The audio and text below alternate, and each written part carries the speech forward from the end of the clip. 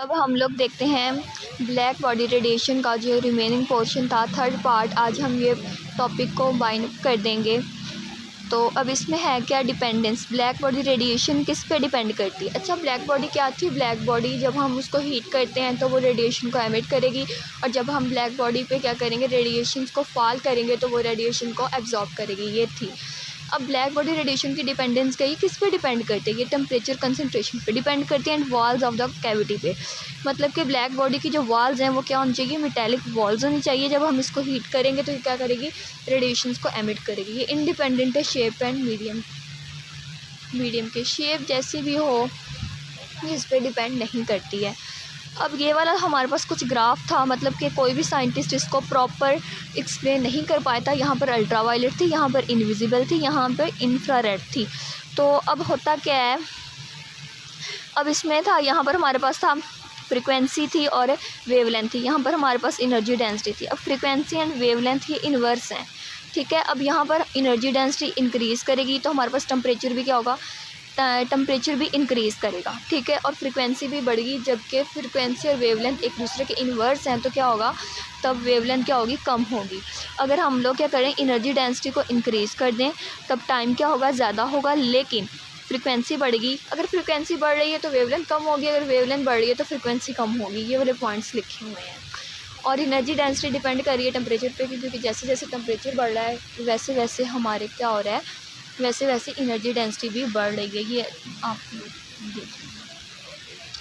तो उसके बाद आ जाता है हमारे पास, साइंटिस्ट आए थे वेन एनर्जी डेंसिटी लॉ, मतलब कि वेन डिस्प्लेसमेंट लॉ।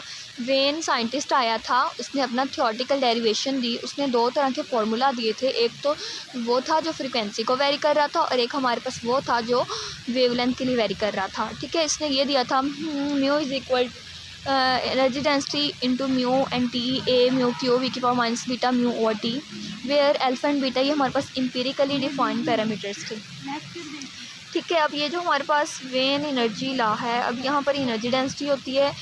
ये जो साइंटिस्ट था ना, इसने सिर्फ हमें एग्रीमेंट दी थी शॉर्टर वेवलेंथ के लिए। इसने अपना ग्राफ सिर्फ इस कर्व को एक्सप्लेन किया था, ओवरऑल कर्व को ये एक्सप्लेन नहीं कर पाया था, ठीक है। ये इसने दो तरह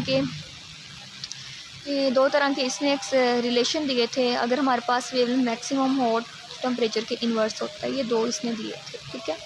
उसके बाद क्या हुआ था, नॉट एक्सप्लेन लॉन्गर फ्रीक्वेंसी, मतलब कि कोई भी, काफ़ी ज़्यादा साइंटिस्ट आए, कोई भी साइंटिस्ट इस पूरे कर्व को एक्सप्लेन नहीं कर पाया। वेन ने भी हाफ को किया। उसके बाद रेलेजिन आ जाएगा। अब नेक्स्ट है रेलेजिन लॉ। रेलेजिन 1900 में आया, उसने भी अपना थ्योरेटिकली डेरिवेशन दी। उसने हमें क्या दिया, उसने हमें ये वाला एक्सप्रेशन दिया, energy density into mu and T 8 pi mu square के टी ओवर सी क्यूब। अब रेलेजिन ने क्या फोकस किया, इसने फोकस किया था nature of electromagnetic radiations inside the cavity. इसने कहा था जो हमारे पास रेडिएशन होती है ना, वो कंसिस्ट करती हैं स्टैंडिंग वेव्स पे, और स्टैंडिंग वेव्स रिलेट करती हैं हार्मोनिक ऑसिलेटर से। हेलोजन ने कहा था, हमने कहा कि रेडिएशंस आती हैं, हीट करें तो एमिट करती हैं, और फॉल करें तो एब्जॉर्ब करनी। लेकिन हेलोजन ने कहा कि वो जो इन फॉर्म ऑफ रेडिएशंस होती हैं वो किस फॉर्म में होती हैं, वो हार्मोनिक ऑसिलेटर की फॉर्म में होती हैं। उसने उनको हार्मोनिक ऑसिलेटर का नाम दे दिया। फॉर एग्जांपल, जब हम एक स्ट्रिंग लेते हैं तो स्ट्रिंग में ऑसिलेशंस प्रोड्यूस होती हैं, ठीक है। फिर हम उसकी फ्रीक्वेंसी, फिर हम उसका टाइम पीरियड, फिर हम उसकी एनर्जी क्या करते हैं, फाइंड आउट करते हैं, ओके। तो अब इसी तरह से यही है, उसने उन इलेक्ट्रोमैग्नेटिक रेडिएशंस को हार्मोनिक ऑसिलेटर का नाम दे दिया, किसने, हेलोजन ने। ये था हेलोजन का पॉइंट ऑफ व्यू। अब ये हमारे पास ऑसिलेशन है, जब हम इस पे हार्मोनिक ऑसिलेटर अप्लाई करते हैं तो क्या होता है, ये मतलब ये ऑसिलेशंस बढ़ रही हैं, इंक्रीज़ हो रही हैं, तो एनर्जी भी इंक्रीज़ कर रही है। इसने नंबर ऑफ़ नोड्स बस के यहाँ डिफरेंट चेंज आ रहे हैं, तो F N is equal to N F 1 के बराबर होता है। इसने कहा था कि अगर हम फ्रीक्वेंसी को इंक्रीज़ करते हैं तो एनर्जी भी क्या हो रही है, इंक्रीज़ हो रही है। और इसने एक रिलेशन दिया था एवरेज एनर्जी का, सेम एनर्जी होती है। उसने कहा था हर रेडिएशन की, हर पार्टिकल हार्मोनिक ऑसिलेटर की एनर्जी क्या होती है, सेम होती है, फ्रीक्वेंसी क्या होती है, सेम होती है। और एक उसने नंबर ऑफ़ नोड्स वाइब्रेशन के लिए रिलेशन हमें दिया था, वो हमारे पास था N mu is equal to 8 pi mu square over C cube. इसने कहा था harmonic oscillator oscillates energy of particles की जो एनर्जी होती है वो क्या होती है, सेम होती है, और उनकी फ्रीक्वेंसी भी क्या होती है, सेम होती है हर पार्टिकल की। उसने ये नहीं कहा था कि वो डिफरेंट होती है, सेम होती है। अब हमारे पास है PV is equal to KBT। इसने यूनिट इसका मतलब कि थर्मली सॉल्व किया था, प्रेशर का यूनिट किया था force per unit area, volume का मीटर क्यूब है, KBT आ गया। और इसको सॉल्व करके ये फोर्स पर यूनिट F/A कर दिया M³ एंड F न्यूटन होता है मीटर, T का इधर ले पर केल्विन, तो ये इसका यूनिट आ जाएगा हमारे पास बोल्ट्जमैन कांस्टेंट। इसकी वैल्यू KB की कितनी होती है 1.38 मल्टीप्लाई 10⁻⁻23। अच्छा, हैलोजन ने कहा था कि वो जो इलेक्ट्रोमैग्नेटिक रेडिएशंस हैं उनको उसने नाम दिया था, किसका नाम दिया था, हार्मोनिक ऑसिलेटर का।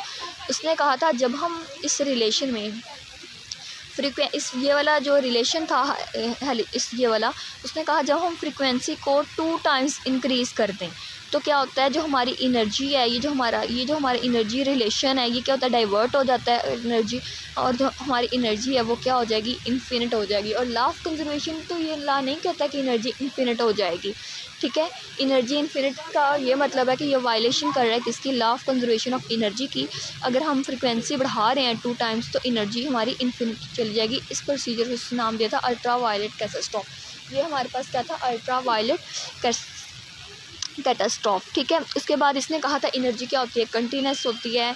Energy exchange between radiations and matter वो क्या होती है, कंटीन्यूस होती है। रेलेजी ने जो अपना कर्व को एक्सप्लेन किया था वो ये वाला था, ठीक है। Satisfied for longer frequency and shorter wavelength के लिए सेटिस्फाइड था, ये वाला कर्व था। यहाँ एनर्जी डेंसिटी, यहाँ पर फ्रिक्वेंसी और वो वेवलेंथ ले लो, वो एक दूसरे के इन्वर्स हैं। अच्छा जी, अब उसके बाद अब स्टोरी थोड़ी सी इंटरेस्टिंग होने वाली है। अब उसके बाद क्या होता है, हमारे पास एक न्यू साइंटिस्ट आता है प्लैंक, ठीक है। 1900 में उसने अपना थियोरेटिकल काम किया और उसने इन दोनों के प्रॉब्लम्स को सॉल्व किया। वेन ने क्या कहा था, जो वेन का था उसने हाफ कर्व को एक्सप्लेन किया था, और ये जो हमारे पास था हैलोजन ने, इसने हाफ कर्व को एक्सप्लेन किया था। लेकिन प्लैंक जब आता है तो उसने अब पूरे कर्व को एक्सप्लेन करके बताया कैसे, तो अब ये देखते हैं। Halogen assumption that standing waves can exchange and, अच्छा जी, हैलोजन ने कहा था कि एनर्जी क्या होती है जी, कंटीन्यूस होती है। लेकिन जब प्लैंक आया तो उसने कहा कि एनर्जी क्या होती है जी, एनर्जी मल्टीपल इंटेग्रल है h/μ का, और जो एनर्जी होती है वो क्या होती है, मस्ट बी डिस्क्रीट होनी चाहिए, डिफरेंट होती है। और हैलोजन ने तो ये भी कहा था कि हर रेडिएशन की पार्टिकल की जो हार्मोनिक ऑसिलेटर है उसकी जो एनर्जी है वो सेम है, फ्रीक्वेंसी भी सेम है। लेकिन प्लैंक ने कहा था सेम नहीं होती, वो डिस्क्रीट होती है। हर फोटोन की अपनी एक एनर्जी होती है, अपनी फ्रीक्वेंसी होती है, वो वेरी करती रहती है, कंटिन्यूस स्पेक्ट्रा नहीं होता। तो ये